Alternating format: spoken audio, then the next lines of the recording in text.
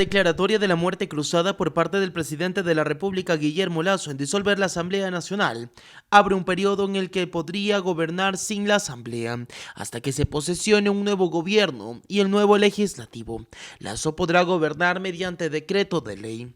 La Constitución dice que tras disolver la Asamblea Nacional, el Consejo Nacional Electoral deberá convocar a nuevas elecciones. Esto le daría a Guillermo Lasso unos 5 meses para gobernar sin el legislativo. De hecho, el primer mandatario ya emitió el primero de ellos, la reforma tributaria que había enviado hace pocos días a la Asamblea como ley urgente en materia económica. Ahora el decreto de ley de reforma tributaria pasará al control de la Corte Constitucional y, según el ministro de Gobierno Henry Cucalón, se preparan para nuevas reformas sobre incentivos y empleo en los próximos días. Los decretos de ley son normativos en previo control de la Corte Constitucional. Entran en vigencia de dictamen sin aprobación de la Asamblea Nacional. ¿Cuál es el problema? Que la causal que invoca no existe.